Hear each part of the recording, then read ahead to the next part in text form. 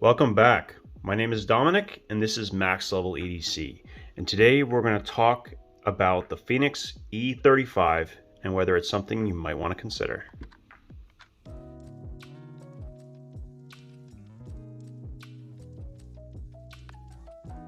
Alright, so this is the Fenix E35 and this was actually provided to me by Fenix, but I'm going to try to be as honest as I can about the review. We're going to use my current rating system to evaluate this on 6 different categories, starting with the quality of the flashlight. So this is very, very nice. It is definitely good on the fit and finish side, and that is also true inside the flashlight as well. The contacts look good, no exposed glue, nothing like that. The threading is very, very, very smooth. And the inside of the barrel is also smooth, along with the contacts, all of which look really good. This uses a 5000 milliamp hour battery. This is a 21700 and it is USB Type-C rechargeable. So all of these things are great. It actually comes with a whole bunch of different stuff, including a charging cable for the battery. So yeah, it's all good. This is going to get a solid 3 stars out of 5 from me when it comes to quality. And that's consistent with pretty much everything that I have seen from Fenix, including the flashlights that I have in my collection, that I've reviewed in the past, and everything that I've held when I've been in stores. This is one of the few brands that you can actually find at places like REI and other outdoor stores, which is nice because it's still a very, very high quality brand. Now the next category we're going to discuss is going to be the user interface. So pretty simplistic user interface here. If you just press it once, you can actually see how your battery is doing. Green means we're good, and it'll go down to red if it's in the low range. There's a little bit of a color scheme, and the clicks determine exactly how many percentage points above a given number. So I'll put that on the screen so you can see. But yeah, it's easy way to determine how charged your flashlight is. Now, if you want to access the actual modes, you need to hold press the button for half a second. So this flashlight, as far as I can tell, does not have a lockout feature, which is probably okay because of the fact that you have to hold the button for half a second. But I still think having maybe a 4 press or something along those lines would be a good call, just so that if this is thrown into a bag, you know, it won't come on. But it probably won't matter too much anyway, and I'll explain why. So if I hold press, I come in on the lowest setting always, and I think that's why they didn't bother with it. So the lowest setting on this is actually 50 lumens, and this will run for a total of 50 hours. There are then 4 more modes: 150 lumens, which runs for 20 hours, 450 lumens for 7 hours, 1200 lumens for 2 hours and 40 minutes, and then 3000 lumens for 1 hour and 15 minutes, of which only part of it is at 3000. And then it goes back to the lowest mode. The user interface is very simplistic. There is a strobe, but we're not going to talk about it because as long as it doesn't interfere with the regular mode set, then it's not going to hurt its rating when it comes to user interface. I don't like strobes. I think they're pretty much worthless, and that's backed up by a lot of people.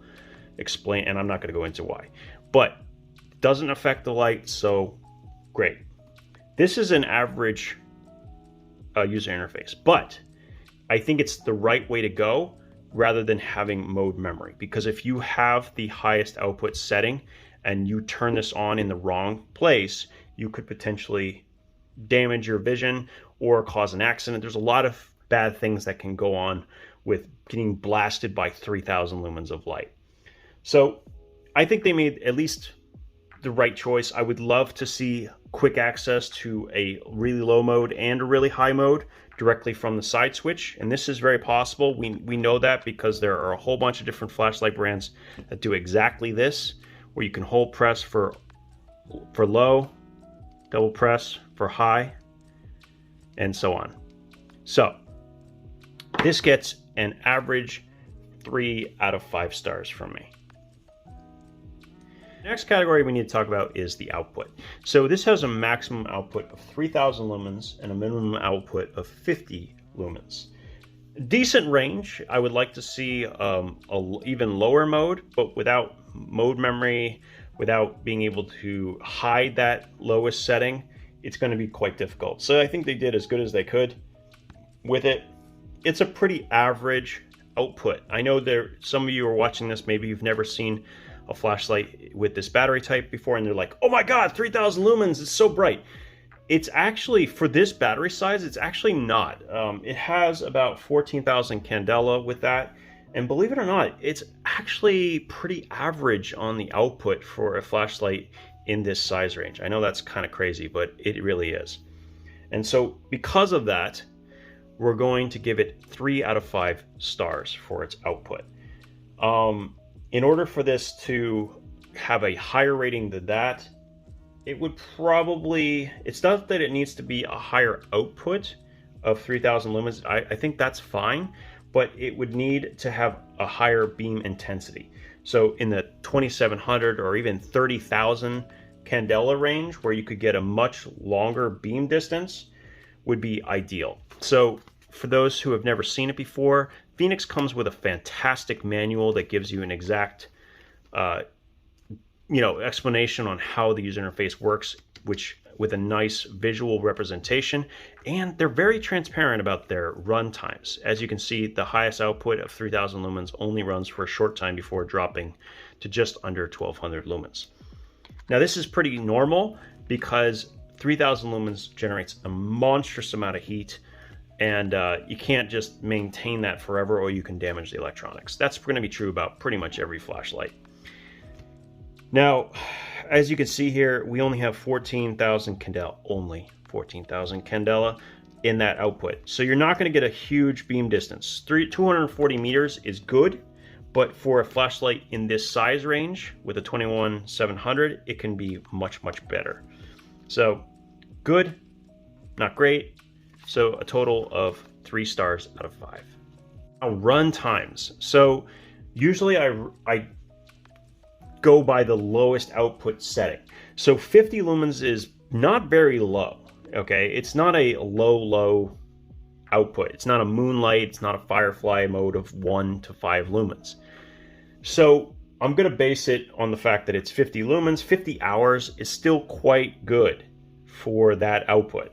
And yeah, you're going to be able to use it in an emergency setting for a very, very long time without ever needing to worry about recharging it. So really good, not great. I would love to see, like I said, a 5 lumen mode. I think that would push it up to maybe a 4-star rating. But as it sits, this is going to get a 3 out of 5 on the runtime. Okay, so the next category is a difficult one to discuss, and that is versatility.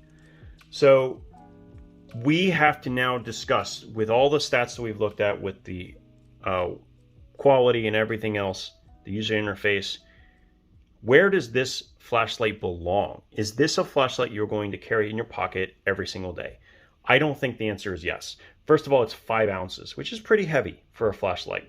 It doesn't have a reversible clip. It does not have quick access to turbo for emergency situations or self-defense applications. It does not have quick access to a ultra-low mode so you can keep your night vision.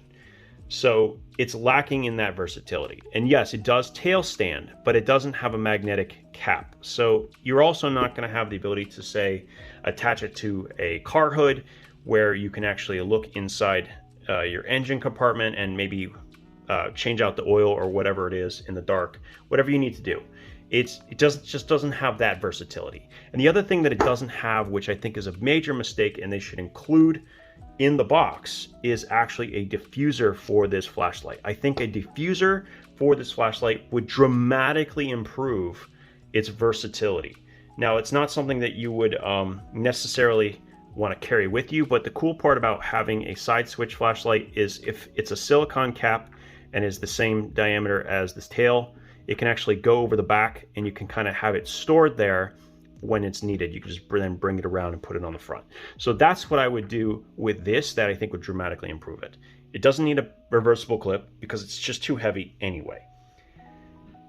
It's not a side, it's not an L-oriented flashlight either. So you don't have the ability to work hands-free quite as easy.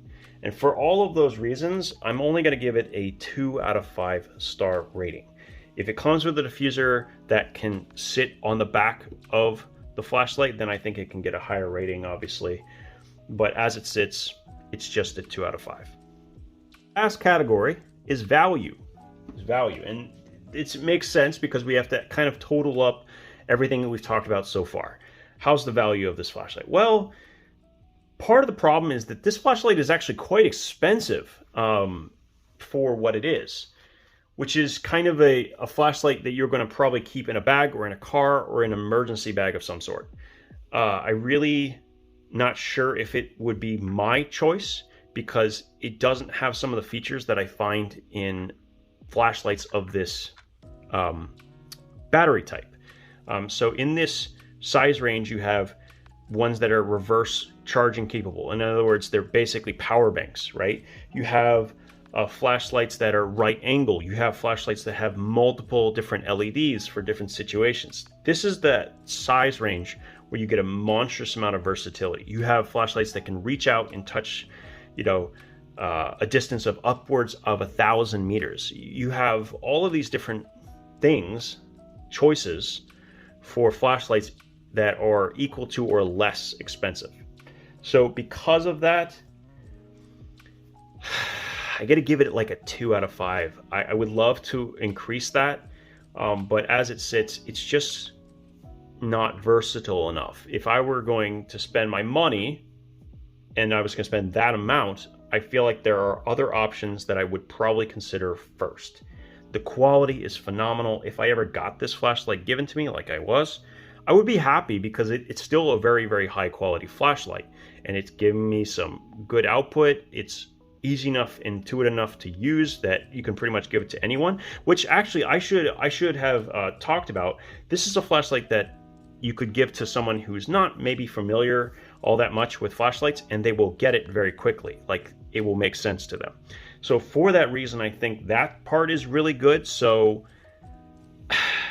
it's tough. I still stick with my 2-star rating for this. But yes, it's a simple flashlight with a lot of output. Just not something I would personally invest in. All right, so total of 16 out of 30. And that's pretty average. It's pretty average. And for the price, I think it needs to be a little bit better than average. Like I said, I think the improvements here is maybe make it magnetic tail cap would be a really nice improvement. Maybe a reversible clip, although I don't know how useful that's going to be.